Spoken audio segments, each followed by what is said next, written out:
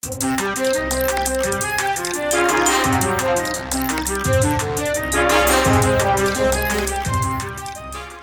we are, ladies and gentlemen, day 4 of Kamen Week, video 2, as per teased. So, as you can probably tell, today is going to be all about Double, as per the mini review of these two, and the review of the Skull Magnum. So you're probably thinking, what else does he have that's Kamen Rider Double? Well, sadly enough to say, the only other thing I have Kamen Rider Double is an S.H.Figuart. Now, I'm not really much of a action figure collector, but once I saw a couple reviews, reviews of these, thanks to Evangelist and Shuken Shinobi, who I'll probably give him some love, and put links down below, or I'll put like annotations like here's Shuki and here's Evangelist. But thanks to watching their reviews, I was convinced to buy Kamen Rider Double Cyclone Joker Extreme S.H.Figuarts, the very first release, not the gold version, not the repaint Cyclone Joker XL, or Cyclone XL Extreme. But I bought this, I found him on AmiAmi, yet again. I'm buying a lot of stuff from AmiAmi. Well, that's because they are a discounted Toku store, or a discounted Japanese store. Now, first off, we're going to take a look at the box. Yes, I don't rarely do review the boxes, but I have to give them some props, because not only does this appear in Double, but in most recent releases, like the past 2 years, the boxes kind of reflect the writer themselves. I think what was it, before all of Decade's S.H.Figuarts, the boxes were pretty much the same black lettering and the same silver outline. But Decade was the first one to do it, followed by Double. First, as you can probably see, here's a nice picture of the actual suit from the show, and as you can tell it's the suit from the show because there's no joints, no nothing. The belt is huge. Yes, the actual Double driver with the Extreme driver is freaking huge, or at least like thick. It's like about that thick. And here we go on the side, and it follows the theme of Kamen Rider Double. Here on this side, Cyclone Joker Extreme in black, and Kamen Rider Double in green. Now, if we go to the other side, it's completely opposite. No, gotta let it focus. Come on. We got Cyclone Joker Extreme in green, and Kamen Rider Double in big black letters, and S.H.Figuarts in green. Let's say, yeah, S.H.Figuarts over here in green, in black too. Now, I'm showing you the box as well, so I can do this. The box is pretty nicely done, especially if you go over here to the back. You'll see the figure itself with his accessories, or at least his weapons. You got the Prism Sword and the Bicker Shield. I'm not going to go into reviews of those or what they do. You'd have to go look it up. And the actual figure in various poses. I can't read all this, but this right here, there's a little line of Japanese going down the side. That's supposed to be his catchphrase. I can't pronounce it in Japanese. It's his catchphrase in the show is now count up your sins, or count up your crimes, depending on which dub you're watching. See, there's the bottom, UPC, Tamashi Nations. Alright, now let's open this thing up. And as you can probably tell, I've had this thing since November, so of course this thing's open. Now, I'm opening this up to show you, this is a figure. These types of figures I have. I mean, okay, I collect Transformers. Very rarely do I get a figure who comes with accessories that can't store on the figure himself. The most he can store on himself is the sword, the shield, and 2 pairs of hands. He comes with 3 more pairs of hands. So obviously I have to keep the box, which I obviously don't mind. Certain things I keep the box. S.H.Figuarts, I wind up keeping the boxes, and my Fans Project stuff I keep the boxes. Well, anyway, let's get this guy out of the plastic, and well, yeah, let's just get this guy out of the plastic. Okay, hold on. Damn it. Well, let's get this guy out of the plastic. Yoink. And here is Kamen Rider Double S.H.Figuarts out of the plastic. Now, the first thing I'm going to mention is the paint detailings in this thing. The paint detailing in this thing in S.H.Figuarts are out of here. They spare no expense. As you can probably tell how big this guy is. Here's Cyclone. Here's Cyclone. Here he is. Weird. Uh-oh. Okay, that's weird. But here he is next to a guide memory. This guy's only about maybe 7 to 8 inches tall. But the paint detailing in this thing, you'd think this guy's a little bit bigger. Now, the first thing I'm going to show it off right now is that X. The detailing in the belt itself. I'm going to give you an example of how small that little belt is.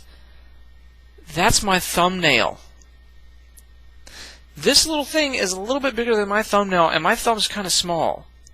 So for them to actually get the detailing, the little claws, the little bird head, the X, and I'm going to have to zoom. You can partly see it, but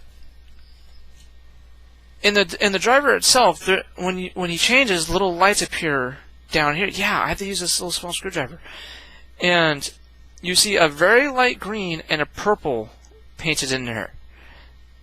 That's how the level of detailing this thing is, and of course, that's just the detailing itself. Of course, you got all the nice detailing in the, I don't know what to call these. The wristbands, the ankle bands, and the shoulder pads all have that same detailing.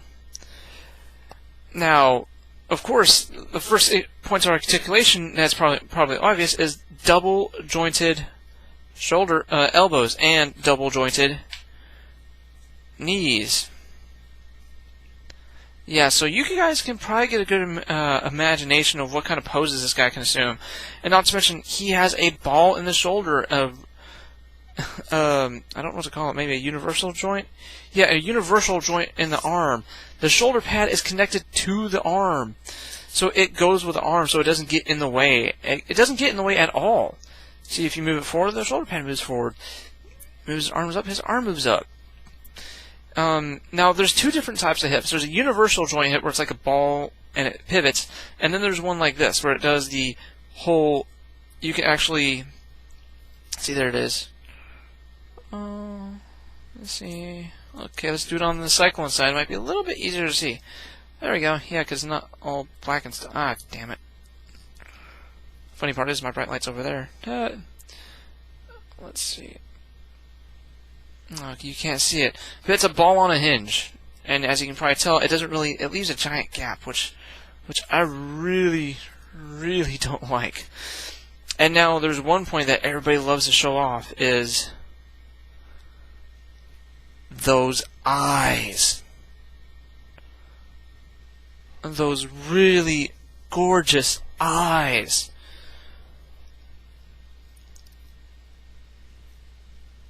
I'm trying to get the light to catch it.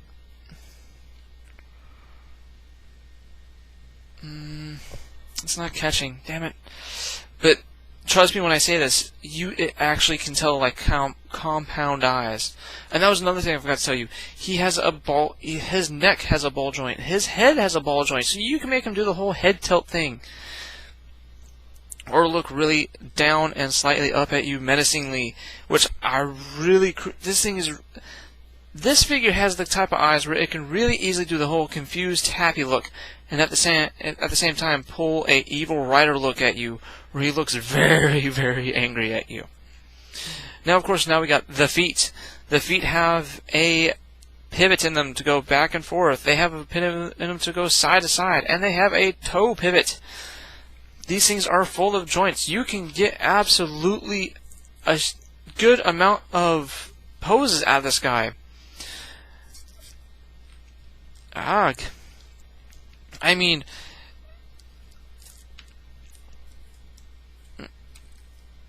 like, look at that. Uh-oh, okay. The ankles are kind of tight. Yeah, but look at that. That's just random posing. And of course, not to mention, he does come with his weapon of choice in this form, the Prism Bicker, which is the Prism Sword and the Bicker Shield. Now, the one complaint about this is that in the show, he's able to put in 4 Gaia memories in here to fuse in their maximum drives.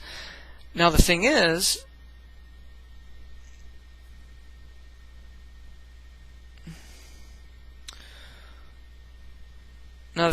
you can already see right now, the memories are in there. You can tell they're painted in there, but they're painted black. Why they did that, no one knows. Now, of course, just like on the show, this thing can combine, just like it does in the show. And the thing is, it's that it actually secures itself on there pretty good. I mean, yeah, it's holding up there pretty nice. And of course, like I showed you, not to mention that it comes with this, but it does come with multiple hands. Now, I will tell you guys off the bat that Kamen Rider stuff, Kamen Rider S.H.Figuarts, it depends on the writer that you buy. It depends on what form you buy as well. Usually depends on what writer and what form you buy. It depends on what accessories he comes with. Do not buy Kamen Rider Agito ground form as your first purchase. He only comes with an alternate face and an alternate pair of hands. That is it. If he's a good add-on, like if you're buying like a couple other figures, he's a good one like to add on to your cart. But that's pretty much about it. We'll probably put a link in here for Vangelis's review of Kamen Rider Agito for the S.H.Figuarts because it's, well, informative. Now, of course, crud, preparation. Now, of course, like I mentioned before, this thing does come with technically four pairs of hands. The fists he has in now, these splayed open hands, these, yeah, I'm doing it on the fly, splayed open hands, then you have holding things hands. Now, of course, you can tell they're not the same color because each side of Kamen Rider Double is a different color. The only time they are the same color is for Cyclone, and Joker. That's a set I'll probably never own because of the price. See, two holding things hands, and then you got the Henshin / Maximum Drive hands, the two pointy fingers hands, which also you can do the pose of his when he does his signature, he also does a signature pose, and you can use these as well. Well, at least for the Joker side or Cyclone side. I can't remember. And to switch these out, let's switch these out with the grabby hands. We had to mutilate him for here in a second, and they just pop right off. And now the thing is about Kamen Rider Double S.H.Figuarts is that they're notoriously known for having their hands easily able to come off, but ridiculously tough to put back on. Mostly because of the way these wristbands are, because if you take the hands off, the wristbands can come right off. See, this what I mean is like they can come right off. The only thing that's keeping them on there is friction and tightness. Well, apparently this is the one. Of course, since I'm filming the review, this doesn't want to come off. There we go. Now he's got his holding things hand, and of course you can put the prism bicker in his hand. Now his hand is slightly flexible, so it will hold on to this tightly. Yeah. There you go. Boom. Now, of course, you got that really nice silver paint in there.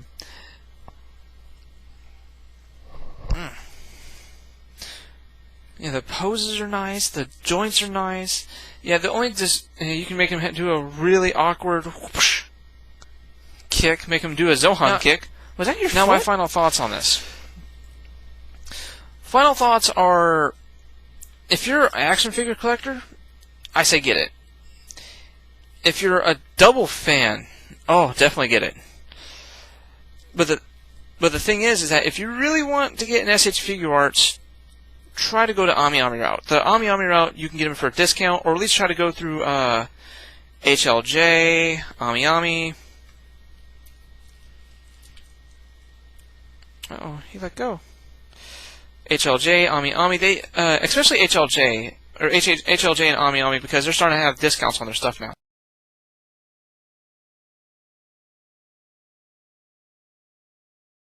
See, there you go.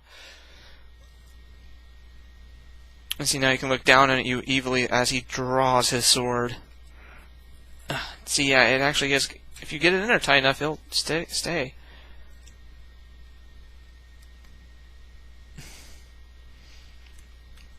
You saw you do it last night. And now you're going to have to pay. My final thoughts, would I recommend this? Yes. To a Kamen Rider Double fan? Definitely. To an action figure collector? Oh, definitely.